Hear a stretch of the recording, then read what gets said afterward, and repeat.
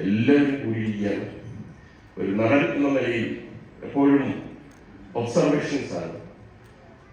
സിനിമയിൽ അങ്ങനെ ഒരു സാഹചര്യം വന്നാൽ നമ്മൾ ഏത് എക്സ്പ്രഷൻ ഇടും, എങ്ങനെ പെരുമാറും എന്നുള്ളത് നമ്മുടെ ചുറ്റിനുമുള്ള കാര്യങ്ങൾ നോക്കി പഠിക്കുകയും കൂടെ ചെയ്യണം എന്നതാണ്.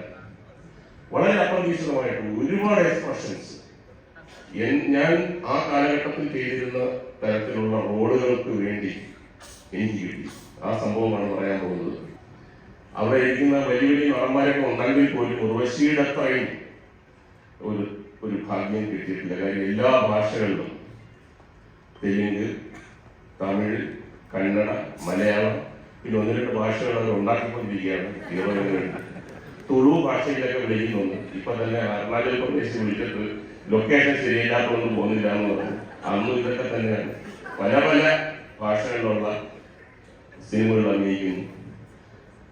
അതോടൊപ്പം തന്നെ എല്ലാവർക്കും ഉർവശിയുടെ ഒരു സൗഹൃദം നാച്ചുറലി കിട്ടിയാൽ നമ്മുടെ സ്വന്തം ഫ്രണ്ടാണെന്നൊക്കെ പറയാൻ ആഗ്രഹിക്കുന്ന എല്ലാവരും 35 കൊല്ലം മുമ്പ് ഇവിടെ പറയാൻ പറ്റുന്ന ഒരു സംഭവം അവിടെ ഉണ്ടാകും.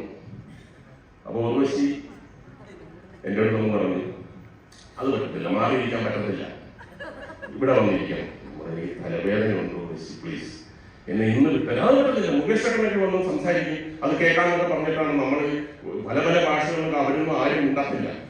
ഇവിടെ ആണെങ്കിൽ എല്ലാവരും സംസാരിക്കുന്നത്. പറ്റത്തില്ല പറ്റത്തില്ല എന്ന് പറയാൻ എന്നെ നിർബന്ധിച്ച് അവിടെ കൊണ്ടിരുത്തി. അപ്പോ ഉർവശി സംസാരിക്കും.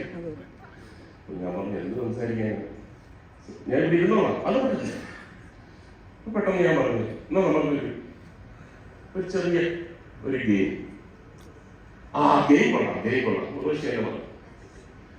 അപ്പൊ ഞാൻ പറഞ്ഞു, ഉർവശിക്ക് ജീവിതത്തിൽ ഏറ്റവും ഇഷ്ടപ്പെട്ട ആളായാണ്. എന്താ എക്സ്പ്രഷൻസ് അവിടെ ഞാനായിരിക്കൂ.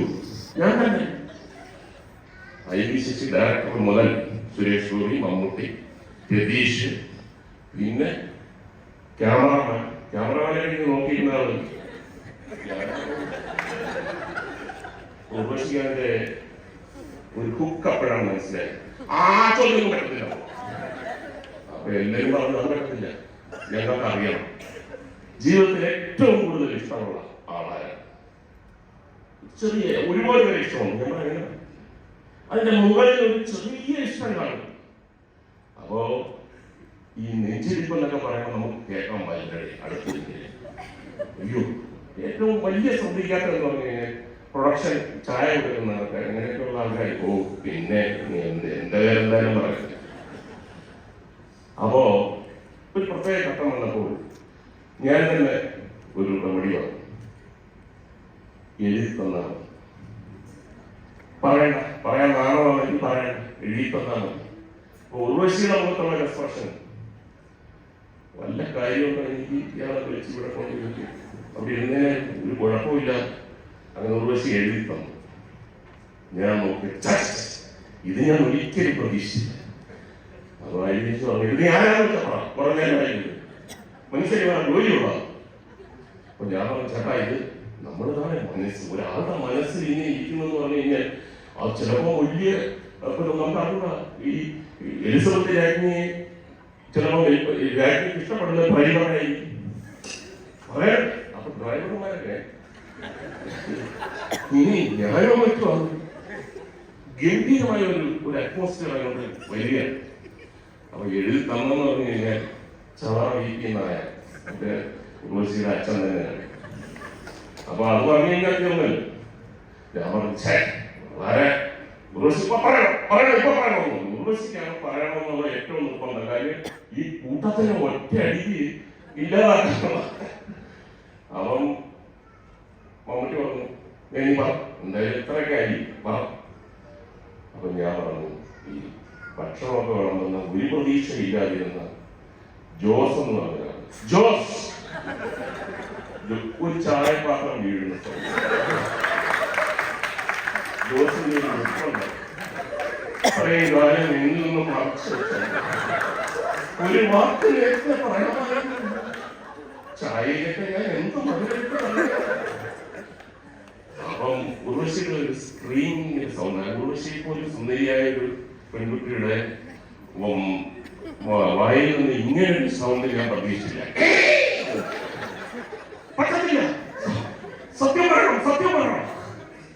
അപ്പൊ ഞാൻ ഒരു ഡ്രൈവർ ഉണ്ട് കുട്ടപ്പൻ, അവൻ വേറെന്തോ പണി ചെയ്തു കാരണം ഞാൻ പറഞ്ഞു ഡ്രൈവർ കുട്ടപ്പൻ എന്ന് പറഞ്ഞ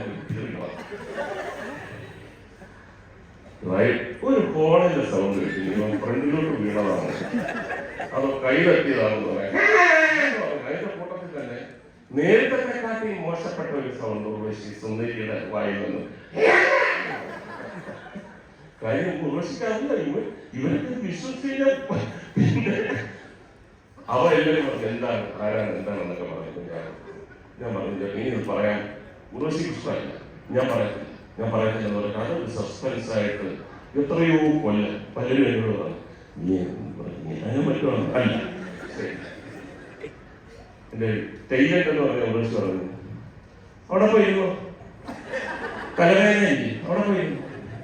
ഞാൻ പറഞ്ഞ വേറൊരു ഗെയിമുണ്ട്, ഗെയിമില്ല അവിടെ പോയിരുന്നു എന്ന് പറഞ്ഞിട്ട് എന്നെ നിർബന്ധിച്ച് അവിടെ പിടിച്ചിരുത്തിയ ഒരു ചെറിയ എത്ര എക്സ്പ്രഷൻസ് ആണ് ഒരു ആക്ടർ എന്ന നിലയിൽ എനിക്ക് കിട്ടിയത്.